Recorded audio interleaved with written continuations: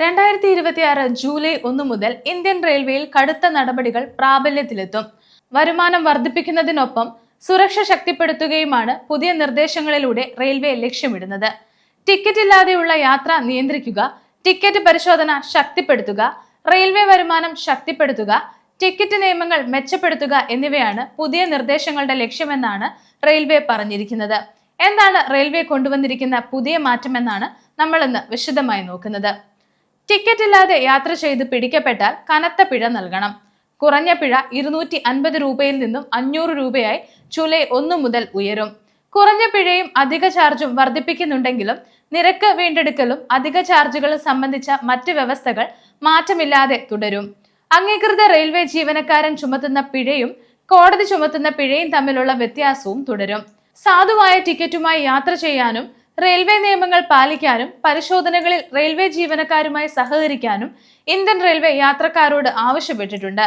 April 8 ഔദ്യോഗിക ഗസറ്റിൽ പ്രസിദ്ധീകരിച്ച നിയമത്തിലെ ഭേദഗതി ചെയ്ത വ്യവസ്ഥകൾ ജൂലൈ 1 മുതൽ കേന്ദ്ര സർക്കാരിന്റെ പ്രത്യേക വിജ്ഞാപനത്തിലൂടെ പ്രാബല്യത്തിൽ വരുമെന്ന് സൗത്ത് വെസ്റ്റേൺ റെയിൽവേ അറിയിച്ചിട്ടുണ്ട്.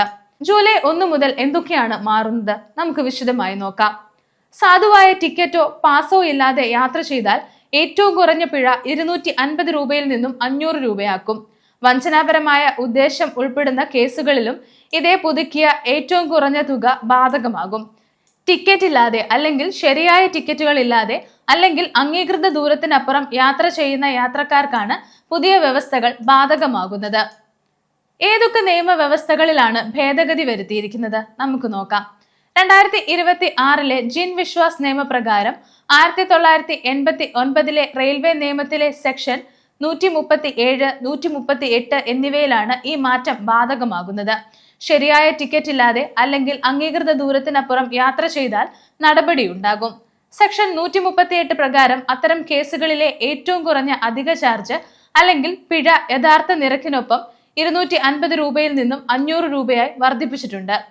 ശരിയായ ടിക്കറ്റ് ഇല്ലാതെ അല്ലെങ്കിൽ അംഗീകൃത ദൂരത്തിനപ്പുറം യാത്ര ചെയ്താൽ സെക്ഷൻ 138 പ്രകാരം നടപടി സ്വീകരിക്കും. ഇത്തരം കേസുകളിലെ ഏറ്റവും കുറഞ്ഞ അധിക ചാർജ് അല്ലെങ്കിൽ അധിക പിഴ യഥാർത്ഥ നിരക്കിനൊപ്പം 250 രൂപയിൽ നിന്നും 500 രൂപയായി വർദ്ധിപ്പിച്ചു. അതേസമയം പരമാവധി ശിക്ഷ മാറിയിട്ടില്ല. പരമാവധി ശിക്ഷ 6 മാസം തടവോ 1000 രൂപ വരെ പിഴയോ അല്ലെങ്കിൽ 2 കോടിയോ ആയി തുടരും. ഇത് കോടതി തീരുമാനിച്ചതുപോലെയായിരിക്കും തുടരുക. അടുത്തത് പുകവലിച്ചാൽ ഉൾപ്പെടെയുള്ള കനത്ത പിഴത്തുകയാണ്. ഇതെന്തൊക്കെയാണെന്ന് നോക്കാം. അനധികൃത കച്ചവടത്തിന് സെക്ഷൻ 144 പ്രകാരം 2000 രൂപയും മദ്യപിച്ച് ശല്യം ചെയ്യുന്നവർക്ക് 24 മണിക്കൂർ തടവോ 1000 രൂപ പിഴയോ, സ്ത്രീകൾക്കായി നീക്കിവച്ചിരിക്കുന്ന കമ്പാർട്ട്മെന്റിൽ യാത്ര ചെയ്യുന്ന പുരുഷൻ യാത്രക്കാരന് സെക്ഷൻ 162 പ്രകാരം 2500 രൂപയോ പിഴ ചുമത്തും. റെയിൽവേ പരിസരങ്ങളിലോ ട്രെയിനുകളിലോ നിരോധിത സ്ഥലങ്ങളിലോ പുകവലിച്ചാൽ സെക്ഷൻ 167 പ്രകാരം 2000 രൂപയും നൽകണം. ആർക്കാണ് പിഴ ചുമത്താൻ കഴിയുക? അംഗീകൃത റെയിൽവേ ജീവനക്കാരനാണ് പിഴ ചുമത്താനുള്ള അധികാരം ഉള്ളത്. കോടതിക്കും പിഴ ചുമത്താം. ഒരു യാത്രക്കാരൻ നിശ്ചിത പിഴ അടയ്ക്കുന്നതിൽ പരാജയപ്പെടുകയോ വിസമ്മതിക്കുകയോ ചെയ്യുമ്പോഴാണ് സാധാരണയായി കോടതി നടപടികൾ ഉണ്ടാകുന്നത്. ഇനി മുതൽ ഇന്ത്യൻ റെയിൽവേയിൽ യാത്ര ചെയ്യുന്നവർ ഈ മാറ്റങ്ങൾ കൃത്യമായി അറിഞ്ഞു വേണം യാത്ര ചെയ്യാൻ.